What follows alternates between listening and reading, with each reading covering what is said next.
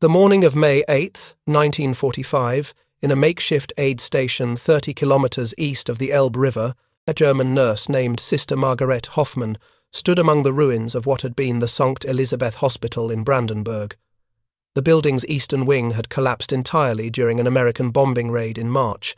The western section remained partially standing, its walls pocked with shrapnel scars, its windows vacant frames through which cold spring wind moved freely. She had worked there for 11 years before the war, and 3 years during it. Now, as the sound of American tank engines grew louder in the distance, she methodically burned patient records in a steel drum, watching each page curl and blacken, convinced that what came next would be retribution. Around her, 4 other nurses worked in silence, their movements efficient despite exhaustion. They had been awake for 36 hours straight, treating wounded soldiers and civilians alike with supplies that had dwindled to almost nothing. The morphine had run out in February, the sulfur powder in March. By April, they were cleaning wounds with boiled water and reusing bandages that had been washed and boiled so many times the fabric had become translucent. Sister Hoffman's hands, which had once been soft and carefully tended, were now cracked and reddened from constant exposure to lye soap and cold water. Her nursing uniform, once crisper white, had faded to a grey-yellow shade that no amount of washing could restore. If you're enjoying this deep dive into the story, hit the subscribe button and let us know in the comments from where in the world you are watching from today.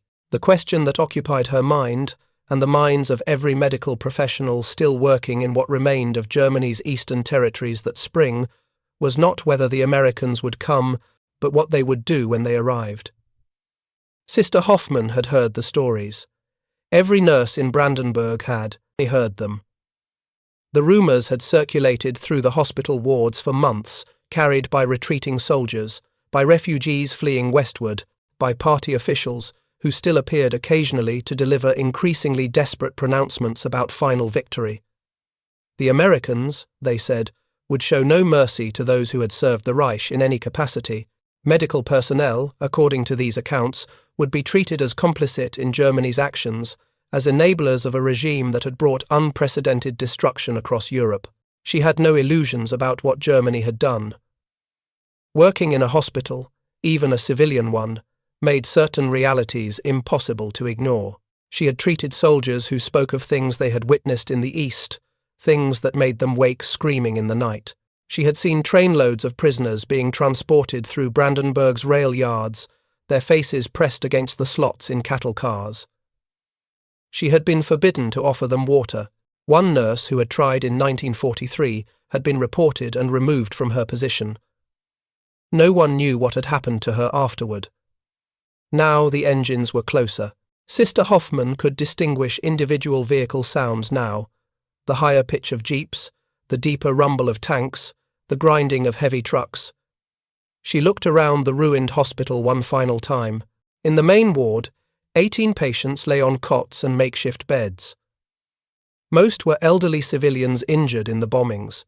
3 were German soldiers, boys really, none older than 17, who had been wounded in the final chaotic skirmishes as the Wehrmacht collapsed. They had arrived 2 days ago, carried by their comrades who had then disappeared into the woods, heading west. The central question, the one that would be answered in the coming hours and days, was this: what would American forces do when they encountered the medical infrastructure of a nation they had been fighting for nearly 4 years? Would they see hospitals as humanitarian space deserving of protection under international convention, or as part of the machinery of a regime that deserved no quarter? Sister Hoffman did not know, but she was about to find out. Part 2. Building the World, the Propaganda Narrative. To understand what Sister Hoffman expected that morning in May of 1945, one must understand the information environment in which German medical personnel had operated for the previous 12 years, and particularly during the final 2 years of the war as Allied forces advanced from both east and west. The National Socialist regime had built a comprehensive propaganda apparatus that shaped every aspect of German civilian and military life. This apparatus, under the direction of Reich Minister Joseph Goebbels, had devoted considerable effort since 1943 to preparing the German population for the possibility of defeat and to controlling how that defeat would be perceived and experienced. The message was consistent and reinforced through every available channel. Newspapers, radio broadcasts, newsreels, official announcements, and word-of-mouth reports that were sometimes planted, sometimes organic, but always amplified by the system. The core narrative about American forces combined several elements. First, Americans were portrayed as culturally barbarous, a mongrel nation lacking the civilizational refinement of Europe, motivated primarily by material greed and racial mixing that had weakened their moral fiber.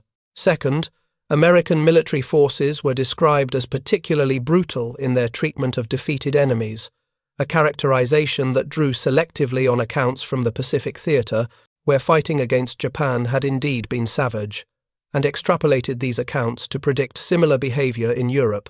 Third, and most relevant to medical personnel like Sister Hoffman, the propaganda insisted that Americans would make no distinction between military and civilian infrastructure, between combatants and non-combatants, between those who had wielded weapons and those who had merely existed within the German state. This narrative was reinforced by the visible evidence of American bombing campaigns. By May of 1945, virtually every major German city had experienced strategic bombing. The raids on Hamburg in July of 1943 had killed an estimated 42,000 people, many of them civilians, in firestorms that consumed entire neighborhoods. Dresden, in February of 1945, had seen similar devastation. From the perspective of German civilians who had lived through these raids, who had sheltered in basements while incendiary bombs fell, who had emerged to find their cities transformed into landscapes of rubble and ash, American willingness to inflict massive civilian casualties seemed well established. Medical facilities had not been exempted from this destruction, while international law, specifically the Geneva Convention, designated hospitals as protected spaces that should not be targeted during military operations. The reality of strategic bombing made such distinctions nearly impossible to maintain. Hospitals existed within cities, and cities were being bombed. Sometimes hospitals were hit deliberately because they were believed to be treating military personnel or storing military supplies. Sometimes they were hit accidentally, collateral damage in raids aimed at nearby industrial or transportation targets. Sometimes they were hit because in the chaos of a nighttime bombing raid, with anti-aircraft fire filling the sky and smoke obscuring landmarks, precision became impossible. Sister Hoffman's own hospital had been struck in March during a raid aimed at Brandenburg's rail yards. The bombs that hit Sankt Elisabeth had killed 12 patients, 3 nurses, and 1 doctor. The hospital had no military patients at that time. It had no military supplies beyond basic first aid equipment. It was simply in the wrong place when American bombers, or possibly British bombers, the survivors never learned which, released their payload over the target area. From Sister Hoffman's perspective, and the perspective of the surviving staff, this seemed to confirm what the propaganda had been saying. Americans did not distinguish between legitimate military targets and civilian institutions. The propaganda also emphasized a specific threat to women. Reports, some factual, some exaggerated, some entirely fabricated, circulated about the behavior of Soviet forces in German territories they occupied. These accounts described systematic assault, looting, and violence against German civilians, particularly women. While the comparison between Soviet and American forces was not always made explicit, the implication was clear. Germany faced enemies who would extract terrible vengeance for the war Germany had brought to their lands. For medical personnel, an additional layer of anxiety existed. They had served the German state throughout the war. They had treated wounded soldiers, helping to return them to combat. They had worked within a medical system that had been thoroughly Nazified, that had excluded Jewish doctors and nurses, that had participated in or enabled various crimes, including the so-called euthanasia program that had killed disabled children and adults in the name of racial hygiene. Not every nurse or doctor had participated directly in these crimes. Many, like Sister Hoffman, had focused on their immediate duties, treating patients, managing wards, trying to maintain some standard of medical care amid increasingly impossible conditions. But they had worked within the system. They wore its uniforms, they followed its regulations. Would the Americans, they wondered, make distinctions between active criminals and passive participants, or would everyone who had served in any capacity face the same judgment? Part 3. Foundation of belief, the material reality. The physical condition of German medical infrastructure in May of 1945 reflected the complete collapse of a system that had once been among the most advanced in the world. Germany had entered the 20th century as a leader in medical science and public health. German doctors and researchers had made fundamental contributions to bacteriology, surgery, pharmaceutical development, and clinical practice. German hospitals had been models of efficiency and modern care. German medical education had attracted students from across Europe and beyond. By the spring of 1945, almost nothing remained of this infrastructure. The collapse had occurred in stages, each one accelerating the next. The first stage had been the political purge of Jewish medical personnel, beginning in 1933. Germany lost thousands of experienced doctors, nurses, and researchers who were dismissed from their positions, forced into emigration, or murdered. This loss of expertise could never be fully replaced, and it created immediate gaps in the medical system that only widened as the war progressed. The second stage was the diversion of medical resources to military purposes. As the Wehrmacht expanded and combat operations intensified, military hospitals received priority for personnel, equipment, and supplies. Civilian facilities operated with whatever remained. Experienced doctors and nurses were conscripted into military medical service, leaving civilian hospitals staffed increasingly by older personnel, by those deemed unfit for military service, or by hastily trained auxiliaries who lacked the years of education and practice that complex medical care required. The third stage was the progressive destruction of pharmaceutical and medical supply production. Germany had manufactured its own medications, surgical instruments, bandages, and all the material infrastructure of modern medicine. These factories became targets for Allied bombing campaigns. The chemical plants that produced sulfur drugs were bombed. The facilities that manufactured morphine were bombed. The warehouses that stored medical supplies were bombed. By 1944, Germany was experiencing critical shortages of basic medical necessities that had been commonplace just 2 years earlier. The fourth stage was the physical destruction of hospital facilities themselves. By May of 1945, Berlin's hospital capacity had been reduced by approximately 70% through bombing damage. Hamburg, Cologne, Dresden, Frankfurt, and dozens of other cities reported similar loss. Some hospitals had been completely destroyed, reduced to rubble that was indistinguishable from the surrounding ruins. Others, like Sankt Elisabeth in Brandenburg, remained partially functional, their damaged buildings still housing patients and staff who had nowhere else to go. The material conditions in these surviving hospitals had deteriorated to levels that would have been unthinkable in peacetime. Sister Hoffman worked in a building with no intact windows.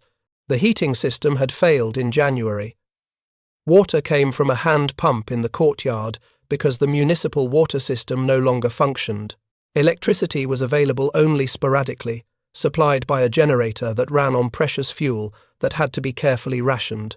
Most procedures were performed by daylight or by candlelight and kerosene lanterns when daylight was insufficient. Surgical instruments were sterilized by boiling when fuel for the sterilizer was available, and simply cleaned as thoroughly as possible when it was not.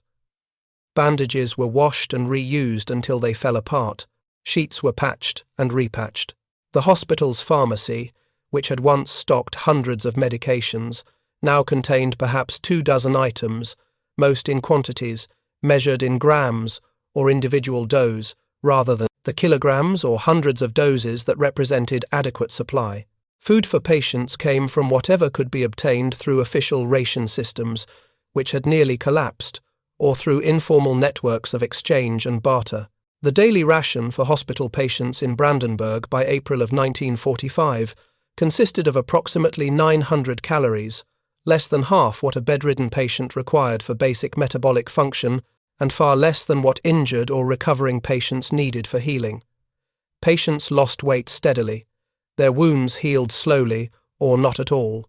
Infections that would have been manageable with adequate nutrition and medication became life-threatening. The nursing staff worked these conditions while dealing with their own malnutrition and exhaustion. Sister Hoffman had lost approximately 15 kilograms since the beginning of 1945. Her uniform hung loosely on a frame that had once been robust. She experienced constant fatigue that no amount of rest seemed to relieve, though rest itself was rare. 12-hour shifts had become 16-hour shifts, then 20-hour shifts, as staff numbers dwindled through attrition, illness, and flight westward ahead of approaching Soviet forces. This was the reality into which American forces would soon arrive. A medical system that had collapsed almost completely, staffed by exhausted personnel, working in damaged buildings with almost no supplies, treating patients who were starving, in a city that had been reduced to rubble, within a nation that had been utterly defeated. Sister Hoffman, standing in the courtyard of Sankt Elisabeth Hospital on the morning of May 8, 1945, understood all of this. What she could not know, what she could not imagine based on everything she had been told and everything she had experienced, was what would happen next. The American forces approaching Brandenburg that morning in May of 1945 were not simply combat units advancing through enemy territory. They were part of a massive administrative and logistical apparatus that had been planning for the occupation and reconstruction of Germany for more than 2 years. This planning had begun in earnest in 1943, when Allied victory, though not yet certain, had become probable enough to warrant detailed consideration of what would follow. The organization responsible for this planning was the United States Group Control Council, which had established specific policies for the treatment of German civilians, infrastructure, and institutions in occupied territories. These policies reflected a complex set of considerations. First, there was the military necessity of preventing disease and disorder that could threaten occupying forces. Epidemics did not respect army boundaries. If German civilians died en masse from starvation or disease, those conditions could spread to American personnel. Second, there was the matter of international law and the Geneva Convention, which established obligations for occupying powers regarding civilian populations. Third, there was the question of future policy. What kind of Germany did the Allies want to create after the war? Medical facilities occupied a specific category in American military government planning. Army regulations, codified in detailed manuals that field commanders carried with them, designated hospitals as essential civilian infrastructure that should be protected and, if necessary, restored to operation. This was not primarily humanitarian sentiment, though humanitarian considerations were not absent. It was practical calculation. Wounded German soldiers needed treatment, or they would die in large numbers, creating both a humanitarian crisis and potential disease vectors. German civilians needed medical care, or the occupation authorities would face epidemics of typhus, tuberculosis, and other diseases that had been suppressed during peacetime but could explode under conditions of collapse and malnutrition. The specific American unit that entered Brandenburg on May 8th was part of the 9th Army's military government detachment. These detachments consisted of specially trained officers and enlisted personnel whose task was to establish American administration in captured German territory. Unlike combat infantry, whose training focused on destroying enemy forces, military government personnel had been educated in civil administration, public health, economic management, and the specific regulations that would govern American occupation policy. The immediate provision of medical supplies was only the beginning of what would become a systematic reconstruction effort that Sister Hoffman and her fellow nurses could not have imagined possible in the shattered landscape of defeated Germany. Over the following days and weeks, the gap between what they had been told to expect and what actually occurred widened into a chasm that could not be reconciled with the propaganda narrative they had internalized. By the afternoon of May 9th, 1945, American engineering units had arrived at Sankt Elisabeth Hospital with materials and equipment to begin emergency repairs. These were not elaborate reconstructions, not permanent solutions, but practical interventions designed to make the facility minimally functional for its essential purpose. Soldiers installed temporary window coverings using canvas and wooden frames to protect against wind and rain while still admitting light. They established a reliable water supply by connecting a pump to a military generator. They delivered coal for the hospital's boiler system in quantities sufficient to provide heat to the patient wards. The speed and efficiency of these operations impressed Sister Hoffman deeply. The American military worked with a kind of systematic organization that reminded her of German efficiency in peacetime, before the war had ground everything down to desperate improvisation. Work crews arrived on schedule, with the correct tools and materials, under the supervision of surgeons who consulted printed manuals and engineering diagrams. There was no chaos, no shouting, no confusion, just methodical execution of predefined procedures. The food situation changed even more dramatically. On May 10th, the hospital received its first delivery of patient rations from American military stocks. These were not luxury provisions, but they were adequate, even generous by the standards Sister Hoffman had become accustomed to. Each patient received approximately 2,200 calories per day, including bread, canned meat, vegetables, powdered milk, and occasional fresh items when available. For patients recovering from injuries or illness, this represented more than double what they had been receiving under the collapsed German ration system. Sister Hoffman watched one elderly patient, Frau Schneider, a 72-year-old woman who had been injured during the March bombing, receive her first full meal in months.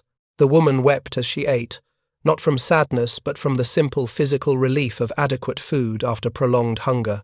Similar scenes repeated throughout the wards, as patients who had been slowly starving began receiving sufficient nutrition for their bodies to actually heal. The medical treatment itself revealed the enormous disparity in resources. Sister Hoffman assisted Captain Morrison and the American medical corpsmen as they treated patients with medications that had been unavailable for months. A young man with an infected leg wound received penicillin injections that brought his fever down within 24 hours.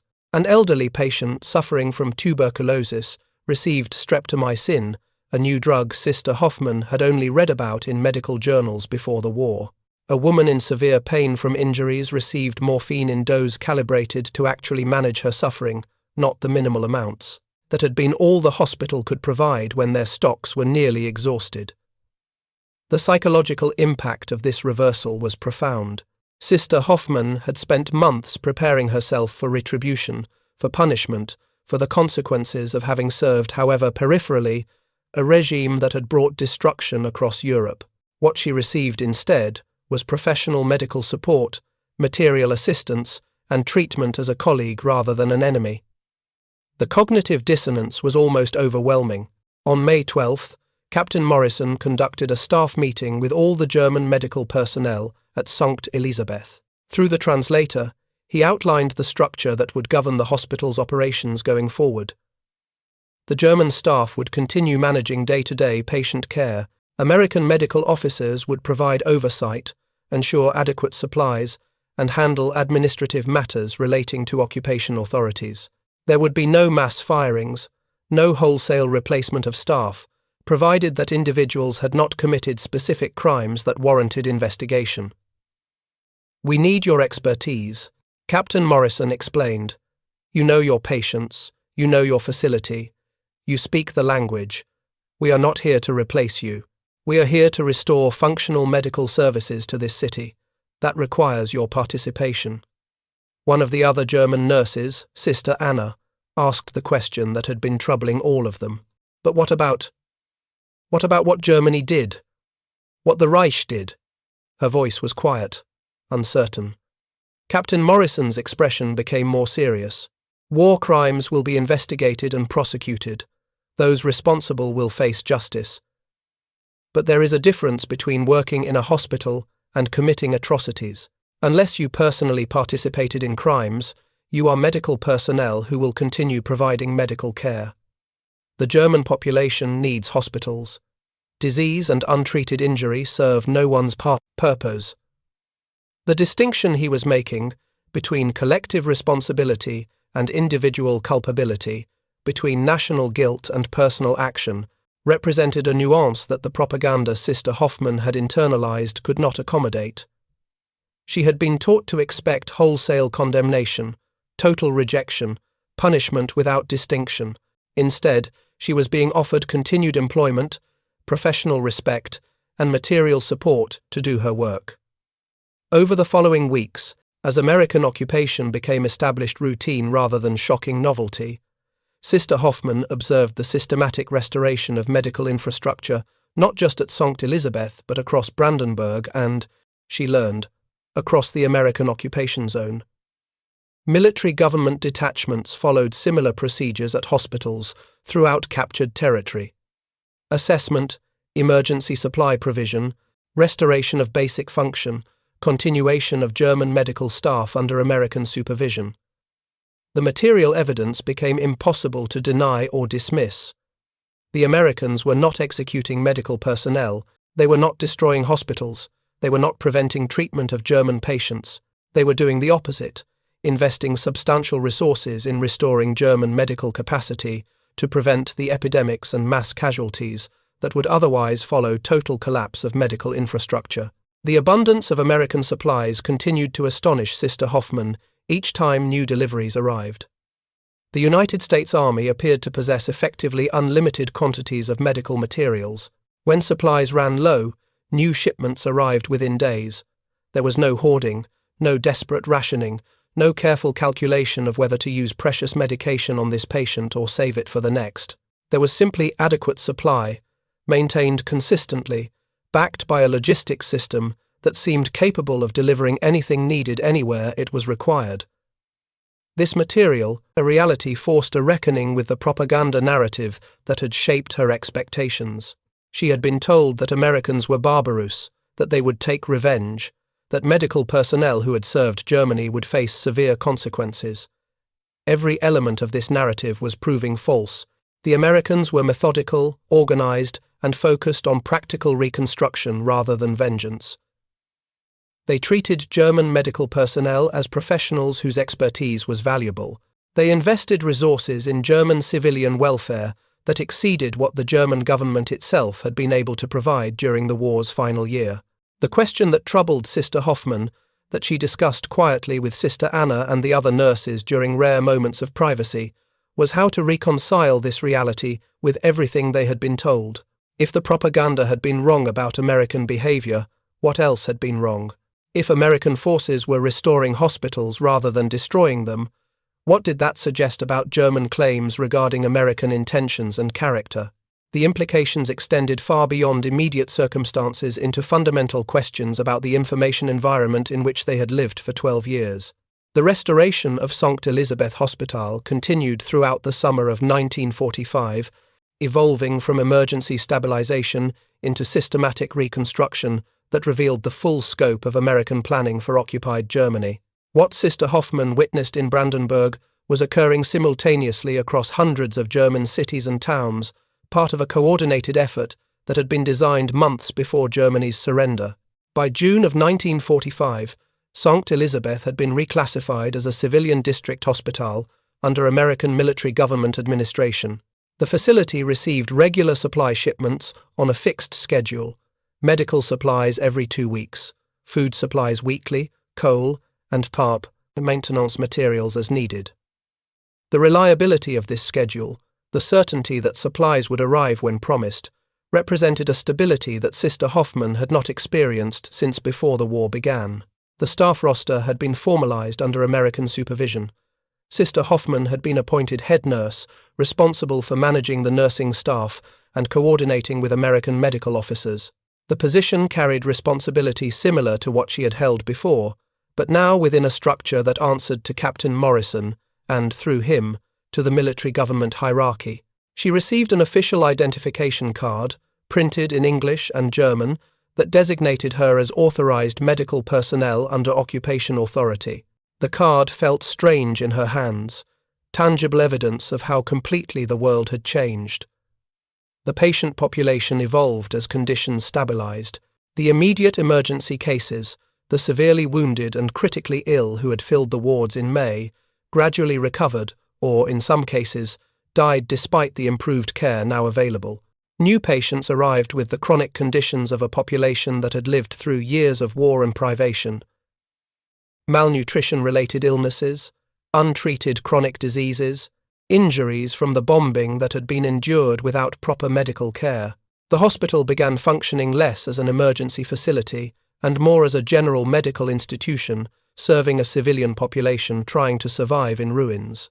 The relationship between German medical staff and American military personnel developed into something neither side had quite anticipated.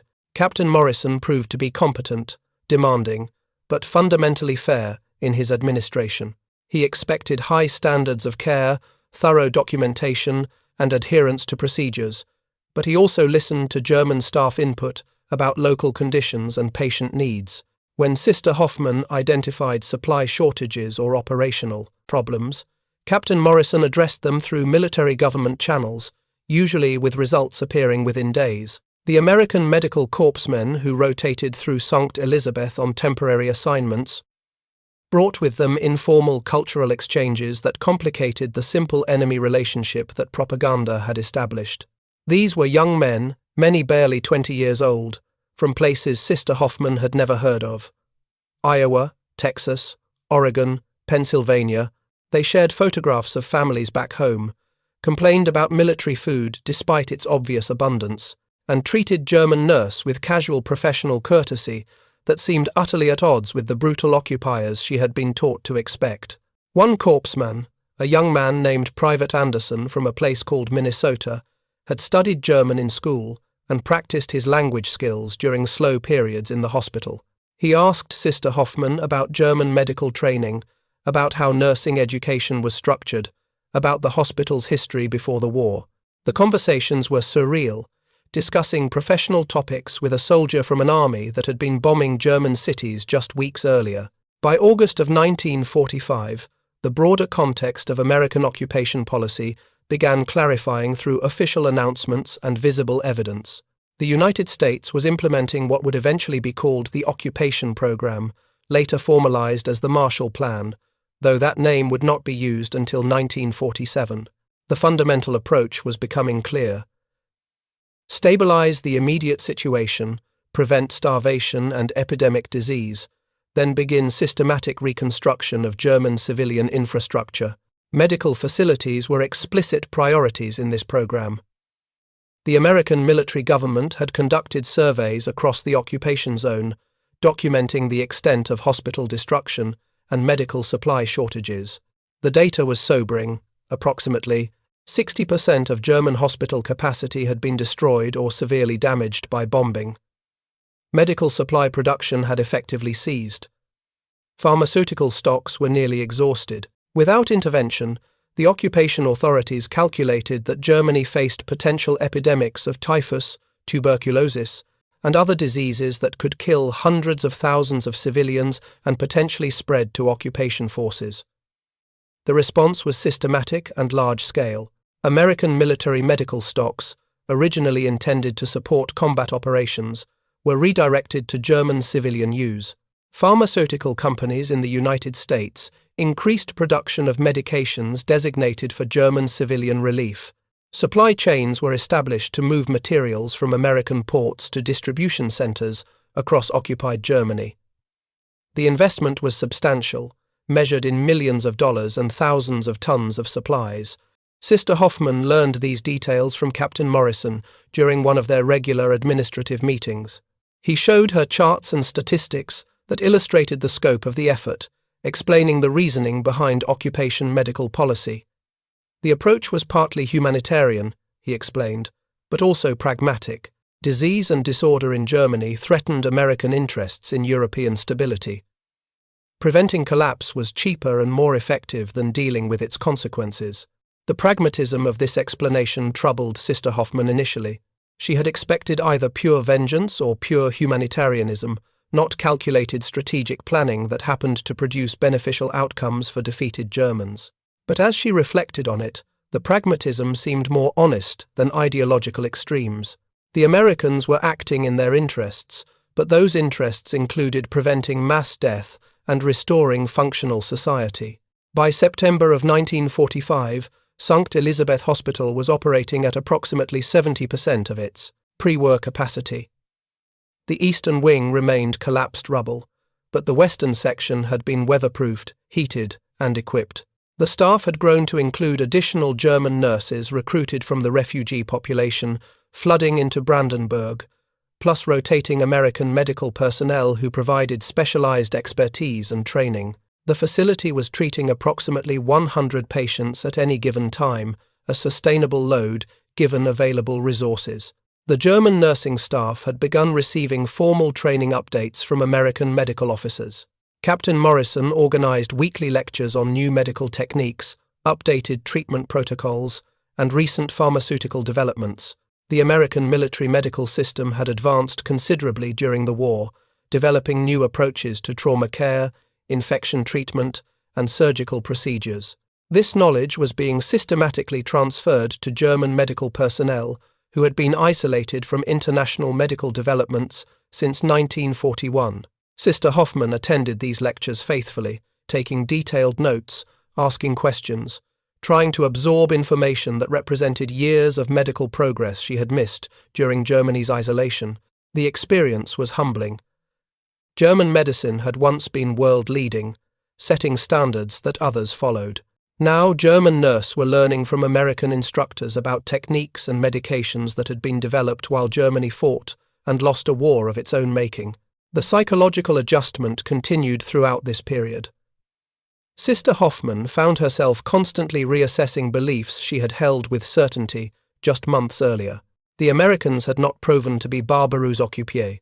They had proven to be efficient administrators with substantial resources, and, within the constraints of military occupation, a generally pragmatic approach to Reconstruction. This reality clashed fundamentally with the narrative she had internalized through 12 years of propaganda. The question that haunted her, that she discussed in carefully private conversations with Sister Anna and a few other trusted colleagues, was how to integrate this new understanding with the past. If the propaganda about American character had been lies, what else had been lies? What had Germany actually done that required this complete defeat? What had she, however, peripherally been part of? The full weight of what Sister Hoffman and her colleagues had been systematically deceived about became increasingly apparent as the occupation continued into autumn and winter of 1945. The revelations came not as single, dramatic moments, but as accumulating evidence that could not be dismissed or explained away within the framework of Nazi ideology. In October of 1945, American military government authorities organized mandatory attendance at documentary film screenings for German civilians, including medical personnel. Sister Hoffman and the Sankt Elisabeth nursing staff were transported by military truck to a cinema in Brandenburg that had survived the bombing. The building was cold, its heating system still non-functional, but it had intact walls and a working projection system. The film they watched had been compiled by American military photographers and showed footage from concentration camps liberated by Allied forces. Sister Hoffman had heard rumors about the camps, fragmentary stories whispered among soldiers being treated at the hospital during the war's final months. But rumors could be dismissed, explained away, categorized as enemy propaganda or exaggeration. Film footage could not be so easily dismissed. The images showed conditions at Bergen-Belsen, Buchenwald, Dachau, stacks of emaciated corpses. Survivors barely alive, skeletal figures who hardly seemed human in their starvation. Gas chambers, crematoria, systematic infrastructure designed specifically for mass murder, included testimony from survivors and documentation from camp records that Allied forces had captured intact. Sister Hoffman sat in the cold cinema and felt something fundamental break inside her understanding of the world. She had known, in some abstract way, that terrible things had happened. She had seen trainloads of prisoners. She had heard soldiers speak of actions in the East, but knowing abstractly and confronting explicit visual evidence were entirely different experiences. This was what the Reich had done. This was what Germany had done. This was the system within which she had worked, however removed her hospital duties had seemed from these atrocities. But Sankt Elisabeth continued operating, Sister Hoffman continued nursing, the patients continued needing care. The immediate crisis of May 1945, when she had stood in the courtyard expecting retribution, and received medical supplies instead, had revealed to her that reality could differ fundamentally from propaganda. That lesson, painful in its implications about how thoroughly she had been deceived, also offered a foundation for navigating the difficult years ahead. Sister Margarete Hoffman continued working at Sankt Elisabeth Hospital until 1962, when she retired at the age of 63 after 33 years of nursing service. She lived through Soviet occupation, the creation of East Germany, the gradual reconstruction of German society from the ruins of total defeat, and the beginning of the Cold War division that would characterize Europe for decades. She died in 1978, having witnessed the hospital she had served through catastrophe restored to something resembling its pre-war function. Her personal story, documented through interviews she gave to researchers in the 1960s and early 1970s, represents one thread in the larger tapestry of German civilian experience during the transition from Nazi rule to occupation to partial reconstruction. Her recollections of May 1945, of expecting punishment and receiving medical supplies, of confronting the gap between propaganda and reality, illustrate the psychological impact of that transition on ordinary Germans who had believed, or chosen to believe, or simply not questioned what they had been told. The American approach to medical infrastructure in occupied Germany, which so surprised Sister Hoffman, was part of a deliberate policy framework that recognized practical necessities of occupation. The United States invested approximately $170 million in medical relief for occupied Germany between 1945 and 1948, providing medications, medical equipment, and supplies that prevented the epidemic diseases and mass casualties that had followed World War I's end. This investment was not primarily humanitarian, though humanitarian considerations were present. It was strategic calculation that healthy populations were easier to administer than populations dying of preventable diseases. The broader Marshall Plan, announced in 1947 and implemented between 1948 and 1952, extended this approach to comprehensive economic reconstruction. The United States provided approximately $13 billion in economic assistance to Western European nations, including West Germany, to rebuild industrial capacity, restore infrastructure, and establish conditions for economic stability. The program was designed to prevent the economic collapse and political extremism that had followed World War I and created conditions for World War II. The contrast between what Sister Hoffman had been taught to expect and what actually occurred reflects the broader gap between Nazi propaganda about Allied intentions and the reality of occupation policy. The propaganda had emphasized vengeance, destruction, and racial hatred as characterizing Allied forces, particularly the Americans. The reality was more complex and, in many ways, more surprising. Systematic reconstruction, driven by strategic calculation that American interests were best served by stable, functioning European economies rather than collapsed, chaotic populations breeding disorder and extremism.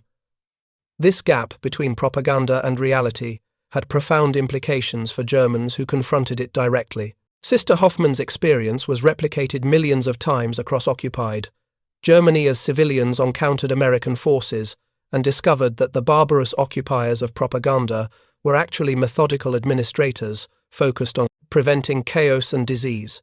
The psychological adjustment this required was substantial, forcing reconsideration of everything Germans had been told about the war, about Germany's enemies, and ultimately about Germany itself.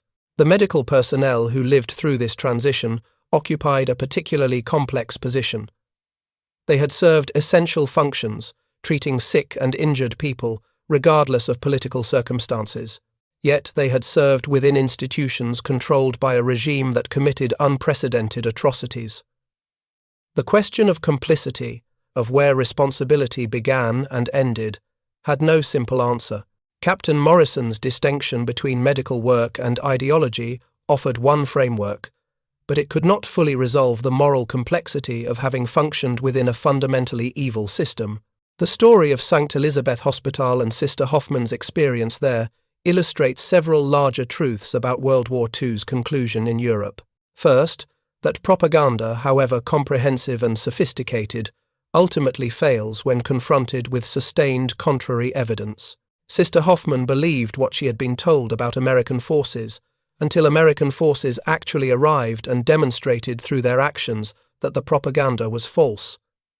Second, that occupation policy based on strategic calculation of national interest can produce outcomes that resemble humanitarian intervention, even when the motivation is primarily practical. Third, that individual Germans confronted with evidence of Nazi crimes faced profound psychological and moral reckonings that would shape German society for generations. The question Sister Hoffman asked Captain Morrison in that first encounter, why, encapsulates the central confusion of defeated Germans who had internalized propaganda about Allied intentions. Why were the Americans providing medical supplies instead of exacting vengeance? Why were they restoring hospitals instead of destroying them? Why were they treating German medical personnel as colleagues instead of enemies? The answer Captain Morrison provided, that multiple reasons existed, including practical necessity and international law, pointed to a sophisticated understanding of occupation policy that went beyond simple revenge or simple mercy. The United States approached occupied Germany with specific strategic objectives: prevent disease and disorder, establish stable administration, create conditions for eventual economic recovery and political reconstruction. Medical infrastructure served all these objectives, making its restoration a priority regardless of feelings about Germany's actions during the war.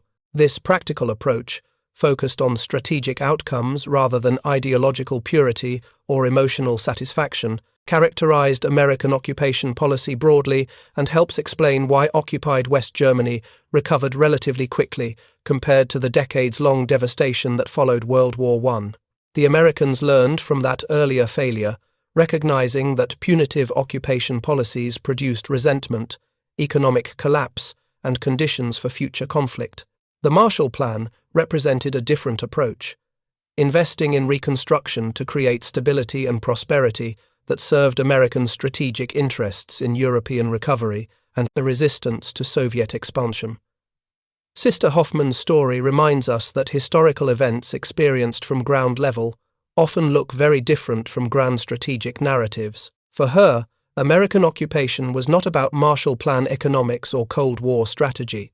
It was about the shock of receiving medical supplies when she expected punishment, about confronting evidence that everything she had been told was false, about wrestling with complicity in a system whose full evil she had not fully acknowledged.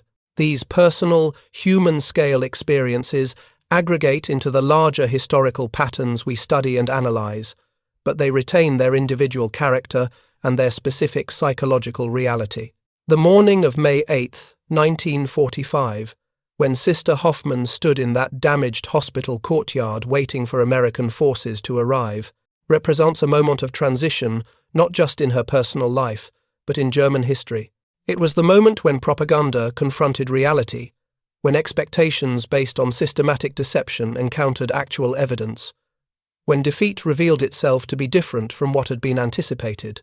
The Americans who arrived that morning brought medical supplies, professional respect, and systematic reconstruction, rather than the retribution she had been taught to expect.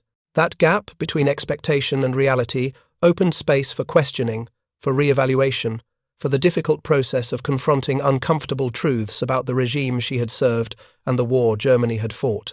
The legacy of that moment extends beyond Sister Hoffman's personal story to the broader question of how societies confront systematic deception and reckon with complicity in evil. Germany's post-war history involved decades of difficult self-examination, incomplete and ongoing, about responsibility for Nazi crimes and the mechanisms that allowed ordinary Germans to participate in or enable atrocities.